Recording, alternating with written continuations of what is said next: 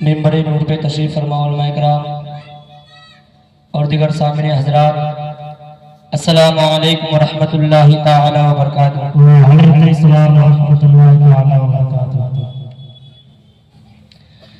نحمد و نصلی علی رسولہ الکریم، اما بعد فاعوذ باللہ من الشیطان الرجیم ببرکت بسم اللہ الرحمن الرحیم۔ الحمدللہ نحمد و نستعین و نستغفر ونؤمن به ونتوکل علیہ ونعوذ باللہ من شرور انفسنا ومن سیئات اعمالنا، من يهد الله فلا مضل له ومن يضلله فلا هادي له، ونشهد ان لا اله الا الله وحده لا شريك له، ونشهد ان محمدا عبده ورسوله، فقد قال الله في القرآن المجيد والفرقان الحميد: يا ايها الذين آمنوا اتقوا الله وكونوا مع الصادقين۔ صدق الله المولى العظيم وصدق رسوله النبي الأمين المتين المهين الكريم، ونحن على ذلك لمن الشاهدين والشاكرين، والحمد لله رب العالمين۔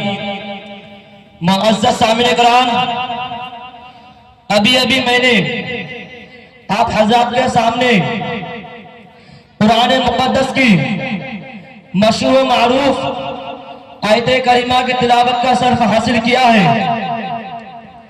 اس میں روشنی ڈالنے سے قبل شمع رسالت کے پروانوں، غوث اعظم کے عقید مندوں، غریب نواز کے فدائیوں، مرکز اہل سنت فاضل بریلی کے مطالعوں اور میرے ملت کے نوجوانوں، آؤ اس رسول اقدس کی بارگاہ میں خراج عقیدت پیش کرے جن کے اشارے پر پوری کائنات گردش کر رہی ہے۔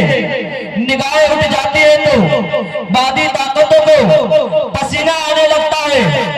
گروا عرض پر کھڑے ہو کر کے انگلی کا اشارہ کیا تو ڈوبا ہوا سورج اپنے منزل سے پلٹ آتا ہے۔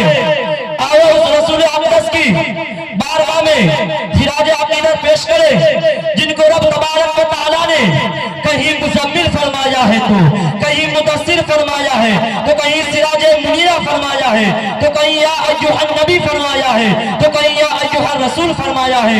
آئے اسی رسول کی بارگاہ میں لو لگا کر درود شریف کی ڈالیاں نچھاوت کرے، پڑھے بآواز بلند: اللہ رب محمد صلی اللہ علیہ وسلم نحن بعد محمد صلی اللہ علیہ وسلم صلو علیہ الصلوۃ والسلام علیکہ یا رسول اللہ صلی اللہ علیہ وسلم۔ وضحیٰ سورہ رحمان میں موجود ہے کہ وضحیٰ سورہ رحمان میں موجود ہے، ان کا چرچا ہر جگہ قرآن میں موجود ہے، ان کا چرچا ہر جگہ قرآن میں موجود ہے۔ اتنی تعریفیں نہیں کسی کے شان میں ہوگی کہاں کہ اتنی تعریفیں نہیں کسی کی شان میں ہوگی کہاں، ارے جتنی تعریفیں میرے نبی کی شان میں موجود ہے، جتنی تعریفیں میرے نبی کی شان میں موجود ہے۔ اور مصطفیٰ کو مردہ کہنے والوں پاگل تو نہیں کہ مصطفیٰ کو مردہ کہنے والوں پاگل تو نہیں، ارے مصطفیٰ تو عاشقوں کی جان میں موجود ہے، مصطفیٰ تو عاشقوں کی جان میں موجود ہے۔ معزز سامعین کرام، ہر واعظ، ہر مقرر، ہر خطیب خطبہ مسنہ کے بعد کسی نہ کسی آیت کریمہ یا حدیث پاک کو اپنا عنوان سخن بنایا کیا کرتا ہے۔ اسی کے قانون بعد ہفتہ طور میں نے بھی قرآن مقدس کی مشہور و معروف آیت کریمہ کی تلاوت کا شرف حاصل کیا ہے۔ رب تبارک و تعالی قرآن مقدس میں ارشاد فرماتا ہے: یا ایھا الذین آمنوا اتقوا اللہ وکونوا مع الصادقین۔ اس کا ترجمہ یہی ہے کہ اے ایمان والو اللہ سے ڈرو، کہ اے ایمان والو اللہ سے ڈرو اور سچوں کے ساتھ ہو جاؤ، تمہارے لیے سچ ہی بھلائی ہے۔ معزز سامنے کرام، رب تبارک و تعالیٰ نے تو قرآن مقدس میں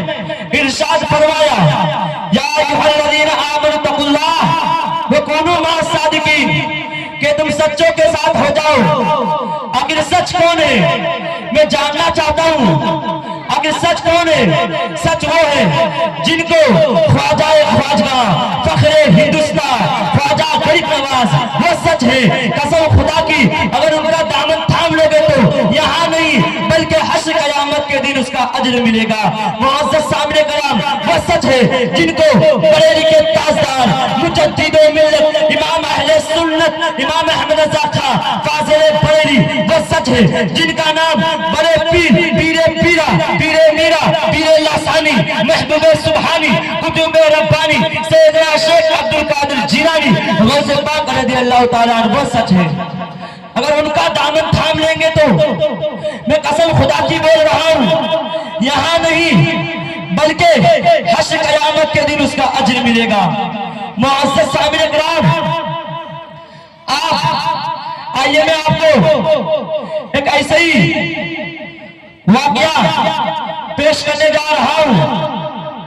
सरकार गौसे पाक रज़ियल्लाहु ताला अन्हु 470 हिजरी में शहर जिला में पैदा हुए। कहाँ पैदा हुए? शहर जिला में। और 13 बरस की उम्र शरीफ तक सरकार अपने मकतब में ही पढ़ते रहे। फिर पढ़ते पढ़ते ये दिल में ख्वाहिश पैदा हुआ, ये जज्बा पैदा हुआ कि अब मैं बगदाद जाऊं और वहां जाकर के दीन की ऊंची तालीम हासिल करूं। लिहाजा ये बात लेकर के माँ माजिदा से कहती है कि मेरी माँ मैं बगदाद जाऊं और वहां जाकर के दीन की ऊंची तालीम हासिल करूं। सरकार की माँ भी अल्लाह की नेक बंदी थी, अल्लाह की परहेज़गार बंदी थी। वो इल्म दीन हासिल करने से कैसे रोक सकती थी?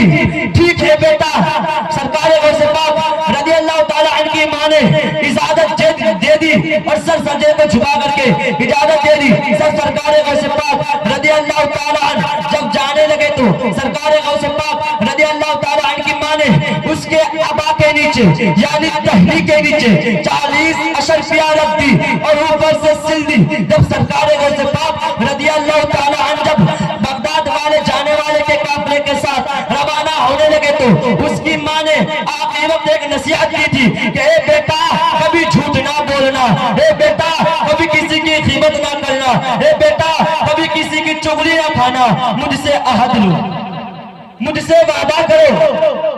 फिर सरकार गौसे पाक रज़ियल्लाहु ताला अन्हु इरशाद फरमाते कि हाँ मेरी माँ मैं कभी झूठ नहीं बोलूंगा, मैं कभी किसी की कीमत नहीं करूंगा, मैं कभी किसी की चुगली नहीं करूंगा। फिर सरकार गौसे पाक रज़ियल्लाहु ताला अन्हु बगदाद वाले जाने वाले के काफिले के साथ रवाना हो गए।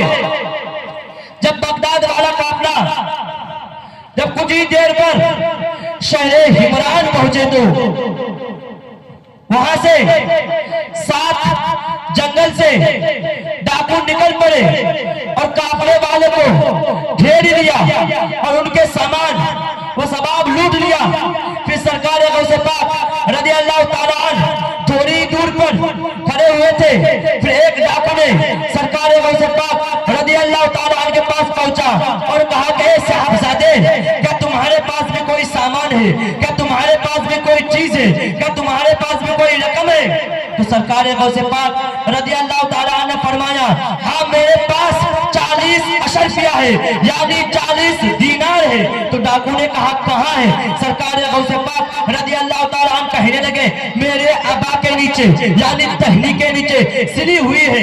ये बात सुनकर डाकू हैरत में पड़ गए और अपने सर पर मजाक ले लिए।